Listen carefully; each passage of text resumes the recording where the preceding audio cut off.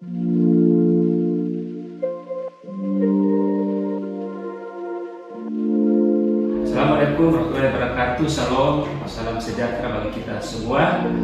Pada kesempatan ini saya Dr. Abialtar MTH akan memperkenalkan mata kuliah yang saya ampu karena saya sebagai salah seorang dosen di Sekolah Tinggi Teologi Intim Makassar dan mengampu mata kuliah misiologi.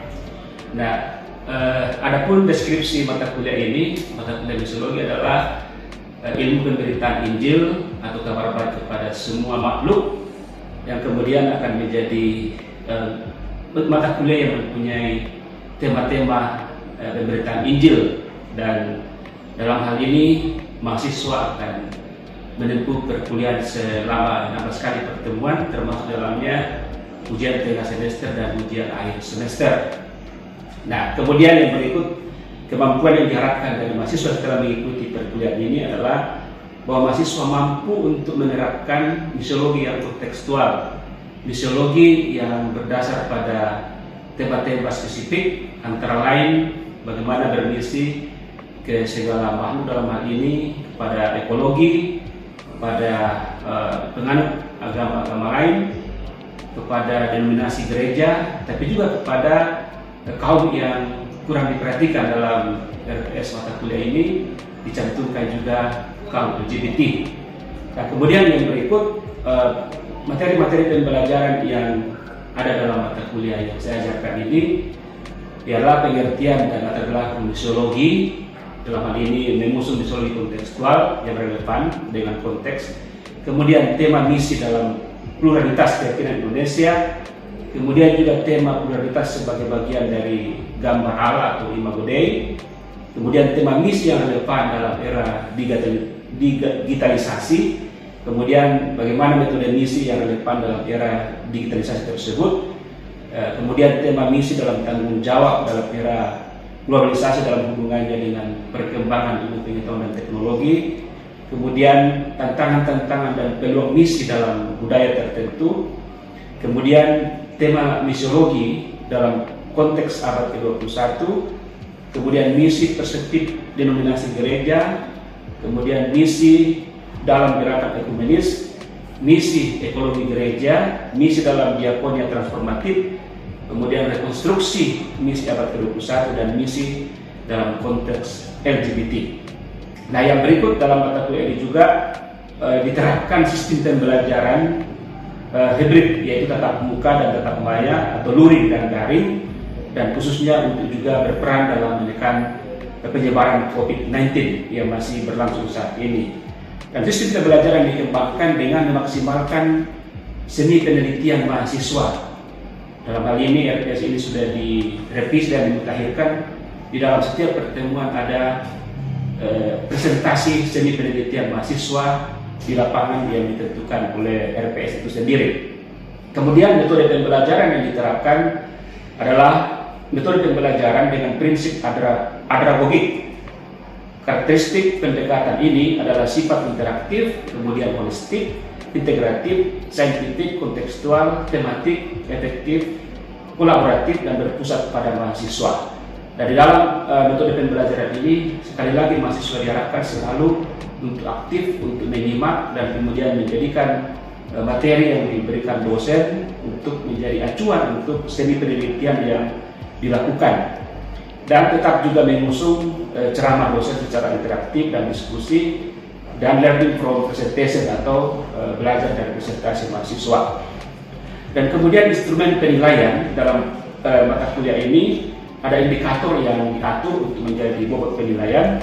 Yang pertama, judul dan sistematika penulisan makalah hasil studi penelitian harus sesuai dengan pedoman penulisan karya ilmiah di Sekolah Tinggi Teologi Intim Makassar. Itu bobotnya 25%. Kemudian bagaimana kedalaman penyajian materi hasil seni penelitian dari mahasiswa dalam presentasi di kelas, itu diberikan bobot 25%. Kemudian penguasaan materi pada saat ujian tengah semester dan juga akhir semester itu beri bobot 35%. Kemudian tata penulisan yang benar sesuai dengan ejaan yang disempurnakan, dan daftar pustaka juga menjadi penilaian itu sebanyak 50%. Jadi jumlahnya 100%. Nah, demikianlah penjelasan deskripsi mata kuliah misiologi yang saya ampuh, dan berikut ini akan video pengajaran tentang misi ekologis gereja.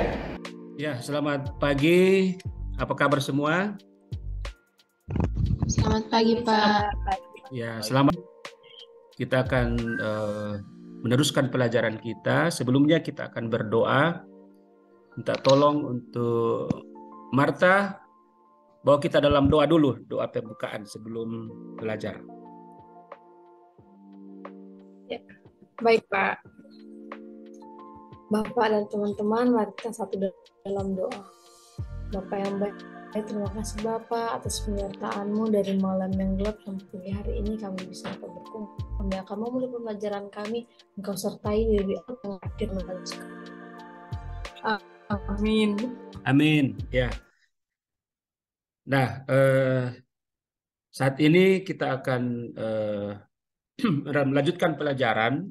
Nah, minggu lalu kita sudah belajar tentang apa? Silakan, siapa yang mau menjawab? Saya, Pak. Ya, silakan, Dea. Materi minggu lalu itu, Pak, misi dalam perspektif denominasi gereja karismatik. Ya. Terus apa yang menjadi sumbangan dari gereja karismatik? Ya, coba Marta yang dari karismatik ya. Siapa lagi yang dari karismatik? Cuma Marta, Pak. Oh, Marta. Ya, Marta bisa jawab. Pak. Atau Dwi? Iya, Pak. Ya.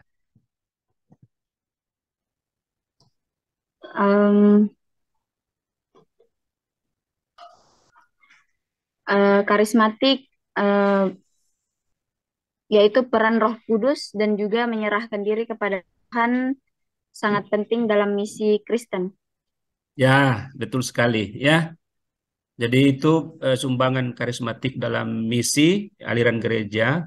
Karismatik itu bahwa Roh Kudus sangat menentukan keberhasilan pekabaran Injil dan penyerahan diri kepada Tuhan sebagai pemilik misi itu sendiri ya. Nah, itu pelajaran kita minggu lalu, dan sekarang kita akan masuk dalam pelajaran kali ini pertemuan yang ke-12 sesuai dengan RPS kita ya.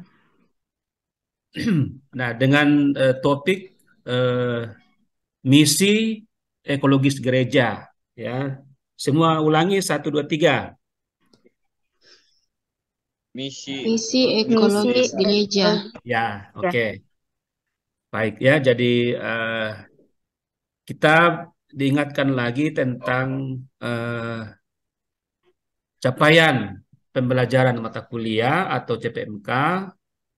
Nah, di situ dikatakan bahwa mahasiswa mampu membangun tema misi dengan perspektif teologi kontemporer, misi dan ekologi, kemudian feminis dan juga LGBT ya. Jadi LGBT di sini kita sudah tahu semua, dan tapi kali ini kita akan fokus pada ekologi ya. Itu dalam sub CPMK ada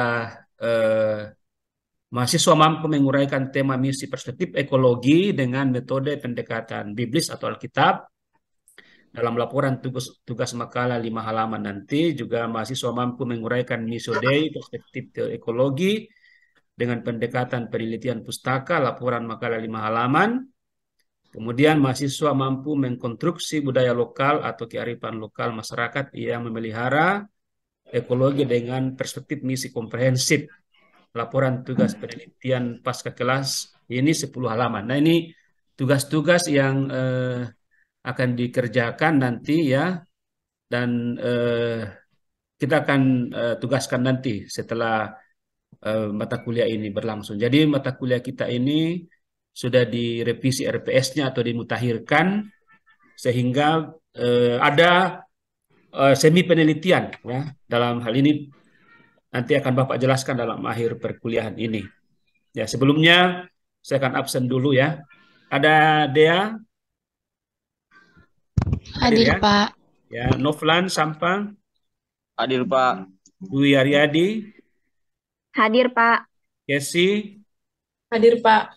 Marta, Hadir Bapak. ya, Fridolin, ya belum hadir ya. Emanuela mungkin sakit ya, ada WA masuk. Oke, nanti Dewi sebagai ketua kelas akan ini lagi ya tentang kehadiran. Iya. Ya.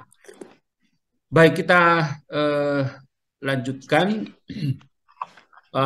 Kita sudah diingatkan dengan sub CPMK dan CPMK-nya juga.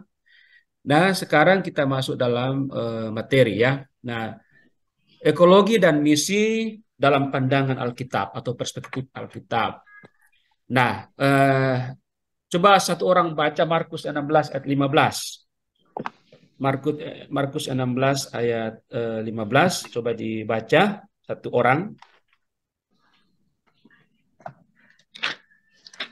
Silakan yang sudah dapat Alkitabnya, natsnya dibaca Markus 16 ayat 15.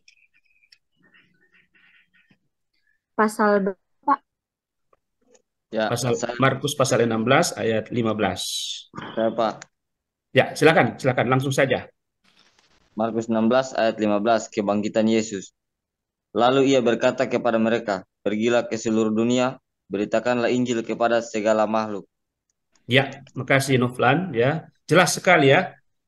Jadi menurut Alkitab, pemberitaan Injil itu ke segala makhluk. Jadi tidak dibatasi pada manusia, tetapi juga termasuk dalam konteks pembelajaran kita ini adalah kepada alam semesta atau kepada ekologi ya, ekologi atau alam semesta. Nah, kemudian yang berikut satu orang membacakan Kejadian pasal 2 ayat 15. Silakan. Kejadian pasal 2 ayat 15. Bisa dilihat semua ini slide ya? Jelas ya? Ya. Ya. Iya, Pak. Silakan ya. Kejadian 2 ayat 15. Tuhan Allah mengambil manusia itu dan menempatkannya dalam Taman Eden untuk mengusahakan dan memelihara taman itu. Ya, jelas ya. Jadi dari dulu ya Allah sangat memperhatikan ciptaannya, yaitu Taman Eden. Taman Eden itu simbol dari ekologi juga ya. Ekologi itu nanti kita bicarakan nanti apa pengertian ekologi. Nah, artinya alam semesta itu yang diwakili oleh Taman Eden pada waktu itu mendapat perhatian yang sangat baik dari Tuhan. Ya, buktinya manusia ditempatkan di dalam Taman Eden. Ya, dia ditempatkan bersama dengan binatang di dalam. Ya, ada ular, ada pohon-pohon dan seterusnya. Ya, ini dasar Alkitab. Kenapa kita harus juga bermisi kepada ini ya, ekologi. Nah, sebelumnya tentu kita sudah tahu ini missio Dei ya, artinya bahwa Allah yang punya pekabaran Injil itu, atau Allah lah yang mengabarkan kerajaannya, tetapi adalah cabang ilmu biologi yang mempelajari interaksi hidup antara manusia dengan makhluk hidup yang lain ya. Jadi kalau kita berbicara dari kata eikos ya dan logos, yaitu bahasa Yunani, eikos dan logos artinya ilmu yang mempelajari tentang ekosistem atau alam ya. Kalau dalam pengertian ini dikatakan bahwa ekologi dijadikan sebagai ilmu dasar untuk memahami interaksi dalam lingkungan.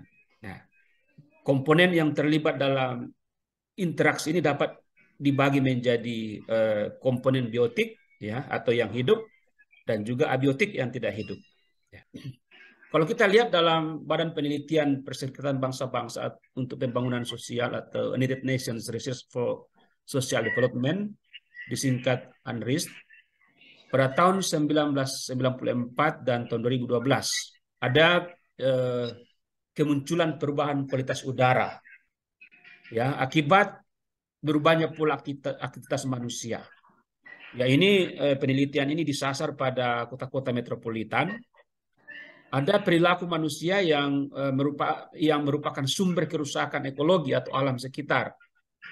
Terjadi kerusakan yang sangat signifikan, ya tentu diakibatkan oleh perilaku seperti ada manusia atau perokok ya, manusia perokok yang tidak ada orang merokok di sini toh, Nuflan? Tidak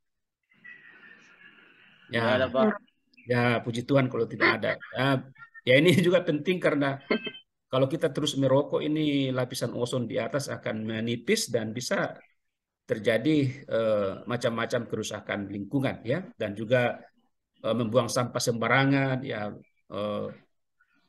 juga bagaimana tidak terkontrolnya penebangan hutan ya, eksploitasi hutan, air ya dan sebagainya. Jadi pokoknya di sini menurut penelitian Andrist ini ada perilaku manusia yang brutal dalam memelihara ataupun melihat lingkungan hidup ya, dan itu. Nah, bagaimana dengan misi ekologis gereja yang kita jadikan sebagai topik ini? Misi ekologis gereja ini penting sekali karena teologi Kristen dituntut untuk dapat relevan dengan isu-isu ini ya. Jadi saya sudah katakan tadi bahwa kemampuan kita untuk tiba pada pemahaman bahwa bukan hanya jiwa-jiwa yang kita urusi untuk masuk gereja kita, tapi juga bagaimana kehadiran gereja secara kontekstual dan responsif terhadap permasalahan-permasalahan ekologi. Nah, kalau kita mengkaji secara historis ya, bagaimana penginjilan, kita bicara tentang sejarah sending di Indonesia, umumnya mencatat adanya suatu sikap bermusuhan dengan alam ya. Para penginjil dari barat dulu tidak terlalu memperhatikan hal ini ya. Gereja ataupun orang Kristen pada zaman itu juga terbawa dengan metode penginjilan barat atau sending dari barat ya, dari Belanda, dari manapun juga, yang belum tiba pada bagaimana memperhatikan hutan, pohon dan air, dengan dalil bahwa ya hutan itu bisa menjadi tempat berhala karena nenek moyang kita dulu menjadikan misalnya pohon, batu atau sungai pun itu ya diklaim ada dewa di situ ya, dan ada kecenderungan para sending ya untuk hutan atau melarang memelihara hutan karena ada dewa. Nah, itu pemahaman yang masih eksklusif ya, belum diterangi oleh misi ekologis gereja ini. Nah, bagaimana sebetulnya kehadiran gereja? Bagaimana seharusnya gereja itu hadir bagi ekologi? Ya, ini penting sekali. Harus ada karya misi. Ya, kita selalu mengatakan bahwa kami ini tubuh Kristus. Ya, oleh karena itu kalau kita adalah tubuh Kristus, berarti karya kita harus berada dalam kekerjasamaan. Ya, harus bekerja sama dengan semua denominasi gereja, semua aliran-aliran gereja untuk memperhatikan lingkungan masing-masing, ya, memberitakan Injil kepada lingkungan masing-masing, ya, bukan untuk mengkristenkan lingkungan, tentu bukan itu, tapi untuk mendaratkan kabar baik. Harus ada karya yang nyata. Ya. Nah, bagaimana budaya dan gereja selalu berhadapan, ya, itu juga merupakan suatu pergumulan, ya. Dan ada suatu perspektif di suku-suku tertentu, ya, misalnya di Mamasa, di Toraja juga mungkin, ya, itu kadangkala lingkungan itu dianggap sebagai saudara bagi manusia, bagi masyarakat. Kadangkala kita dengarkan istilah itu ya, bahwa kami ini bersaudara dengan pohon itu atau bersaudara dengan makhluk itu, ya. Nah, mungkin tentu saja tidak bersaudara dalam artian secara biologis, tetapi istilah ini mengatakan bahwa mereka juga bertanggung jawab atas keberlangsungan lingkungan hidup. Kemudian kalau kita evaluasi apa yang terjadi sekarang, lihat gambar ini, ya, ini apa ini? Coba ada yang berkomentar. Apa yang dilihat di gambar ini? Penebangan hutan, Pak. Bahan Ya, pohon, penebangan Pak. hutan. Siapa lagi yang bisa Membuat hutan menjadi gersang, Pak. ya membuat gersang hutan? Ya, ini. Dan tentu ini adalah eh, simbol dari ataupun suatu kenyataan, ya, bukan hanya simbol tapi kenyataan. Kalau gambar ini simbol, kita tidak ada di situ, tapi dalam kenyataannya eh, kita prihatin, ya, karena alasan-alasan gereja bahwa ini tempat kafir, tempat haram, berhala, lalu kemudian itu dibakar, ya. Ada juga gereja yang karena fasilitasnya membangun gedung gereja, lalu kemudian itu pohon-pohon ditebang sembarangan dan tidak diperhatikan terkait reboisasinya atau penghijauannya kembali, ya. Eh, Kalau kita juga lihat pada perayaan-perayaan Natal, ya, banyak sekali pohon-pohon ditebang untuk pohon Natal di kampung, ya, mungkin juga di kota, itu sebetulnya harus dihentikan, ya. Kenapa tidak kita beli pohon Natal saja di toko, lalu kemudian itu dipakai setiap Natal, tidak menebang pohon. Kalau setiap komisi pelayanan membuat pohon Natal, jadi dikali sekian gereja di dunia ini, bayangkan pohon-pohon itu akan habis di hutan, ya. Ada komisi ibu, komisi bapak, komisi sekolah minggu, remaja, jemaat, ya kan. Lalu dikali berapa gereja di dunia ini, habis hutan kita nanti, ya. Itu salah satu yang harus dievaluasi.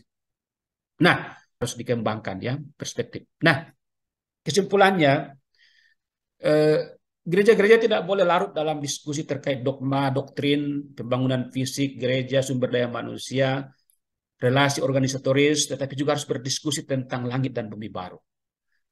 Dalam relasi dengan ekologi, surga adalah ketika relasi manusia dengan manusia baik dan juga harmonis dengan ekologi, serta terutama dengan yang mencipta semua, yaitu Allah segala macam. Ya, jadi jangan kita hanya larut dalam memikirkan tentang rumusan-rumusan dogma, doktrin, dan sebagainya, tapi kita tidak menyentuh kedamaian dengan ekologi dalam diksi langit dan bumi baru. Baik, uh, sekarang apakah masih semangat? Ya, ini ada evaluasi dan tugas penelitian.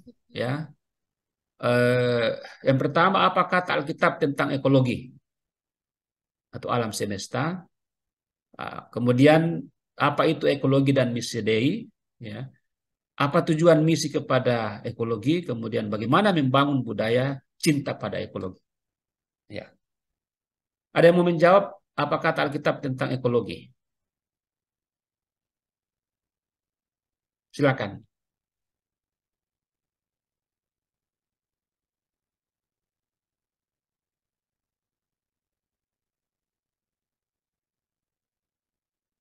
Sesuai yang dibaca tadi, ada yang dibaca tadi, ya.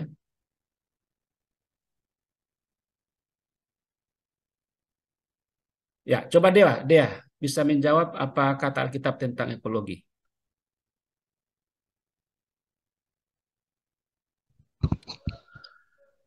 Ya, terima kasih Pak. Ya. Saya akan jawab pada yang dibaca tadi. Pada Kejadian 2 ayat 15, Tuhan Allah mengambil semua manusia itu dan menempatkannya dalam Taman Eden untuk mengusahakan dan memelihara taman itu. Jadi artinya Pak, Ya. kita sebagai manusia, kita sudah ditugaskan sejak dahulu oleh Allah untuk menjaga dan merawat lingkungan kita. Ya, terima kasih. Tepuk tangan untuk Dea secara online, ya. Ya, luar biasa. Terima Ya, kasih jadi Pak. aspek perawatan itu sudah dijelaskan dalam Kejadian, ya, kitab Kejadian. Dah, yang berikut, eh, bagaimana membangun budaya cinta pada ekologi? Ya, Dwi, silakan. Bagaimana membangun budaya cinta pada ekologi? Apa yang harus dilakukan secara konkret menurut Dwi?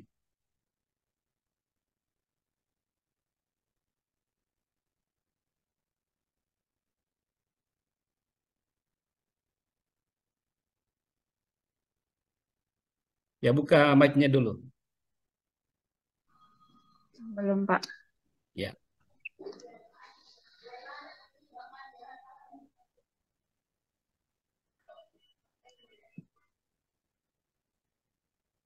Apa yang dilakukan supaya ada budaya cinta kepada ekologi atau alam semesta? Em,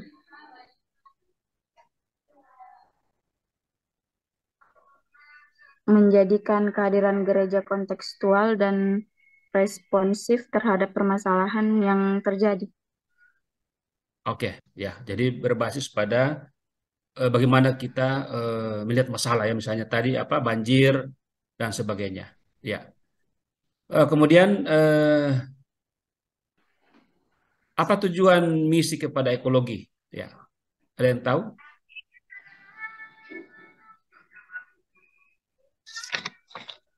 Novlan, silakan. Kenapa kita harus mengabarkan Injil kepada alam? Apa manfaatnya? Apa tujuannya? Ya, Ya, baik. Terima kasih, Pak. ya, Mengapa kita harus mengabarkan Injil kepada alam? Karena alam adalah salah satu ciptaan Allah yang paling pertama. Dan juga manusia adalah sebagai pencipta yang diciptakan untuk menjaga dan melestarikannya. Seperti yang disebutkan tadi dalam Kejadian ya, 2 ayat 15. ya, ya, ya. Oke. Yes, Pak. Terima kasih Novlan ya, saya kira cukup bagus. Ya, jadi nanti akan diteruskan dengan tugas ya, tugas berkelompok nanti sesuai dengan sub CPMK yang saya sudah bacakan tadi ya. Dan sekira ini adalah tugas penelitian ya. Jadi buat penelitian berkelompok dan laporkan dalam makalah 10 halaman dengan topik kearifan lokal, budaya masyarakat yang memelihara lingkungan hidup. Hal-hal yang diteliti yaitu satu, nama kearifan lokal budaya di masing-masing daerah dan latar belakangnya. Kemudian fungsi kearifan lokal budaya memelihara lingkungan hidup dan teknisnya ya. Nah, ini dikerjakan selama 1 sampai 3 minggu dan nanti kita akan presentasi berkelompok. Nah, ke bagian kelompok saya akan tugaskan Dewi untuk membuatnya nanti ya. Baik, dan Iya, kemudian Pak. referensi kita ada beberapa referensi artinya sumber ya, ada buku, ada jurnal ya. Nah, demikian kita punya kuliah hari ini tentang misi ekologis gereja. Sehat semua, masih semangat? Semangat, Pak. Ya, terima kasih. Semangat, Pak. Ya, kita akan tutup dalam doa ya, dalam doa. Saya akan pimpin dalam doa. Kita berdoa. Terima kasih Tuhan, kami sudah belajar dan kiranya kami tetap setia melakukan firman-Mu sesuai dengan apa yang kami telah pelajari, bahwa kami tidak boleh hanya bermisi kepada manusia tapi juga kepada ekologi. Terima kasih, kami akan kembali ke kuliah selanjutnya. Berkati dan lindungi kami. Ampuni dosa kami, dalam nama Tuhan Yesus kami berdoa. Amin. Ya. Terima kasih.